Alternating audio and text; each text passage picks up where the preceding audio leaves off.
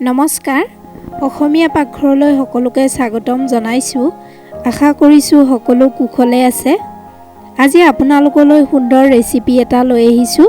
আশা ৰাখিছোঁ আপোনালোক সকলোৱে নিশ্চয় ভাল পাব।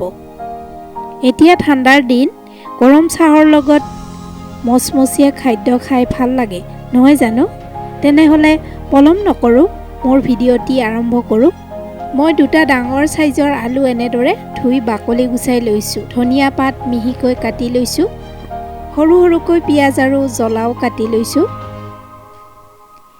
এতিয়া আলু দুটা ৰুকনিত এনেদৰে ৰুকি লৈ 2-3 বাৰ ভালদৰে ধুই লৈছোঁ।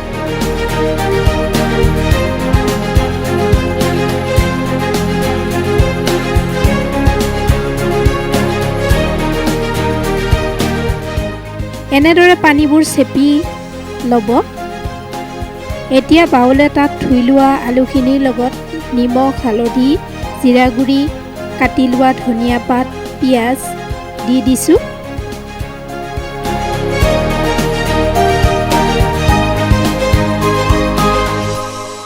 কৰ্ণফ্ল'ৰ চাহ চামুচেৰে 2 চামুচ, চুজি 2 চামুচ, চাউলৰ গুড়ি জোখ অনুপাতে এড কৰিছোঁ। ৰঙা জ্বলা গুড়ি অকণো দি দিছোঁ।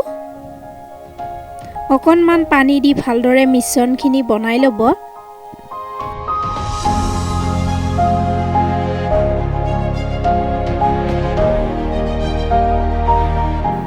এতিয়া আপোনাৰ নিজৰ পচন্দ অনুসৰি চেপ দি এনেদৰে বনাই লৈ গৰম তেলত মচমচীয়াকৈ ভাজিব।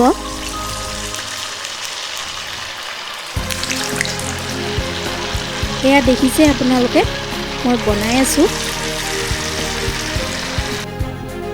এনেদৰে মচমচীয়াকৈ ভাজি গৰম চাহৰ লগত পৰিয়ালৰ সৈতে শীতৰ সন্ধিয়া এই সুন্দৰ ৰেচিপিটো উপভোগ কৰক। শেষত আপোনালোক সকলোকে ধন্যবাদ জনাই আজিলৈ আহিছোঁ। আকৌ নতুন ৰেচিপিৰ সৈতে আপোনালোকক লগ পোৱাৰ আশাৰে ধন্যবাদ।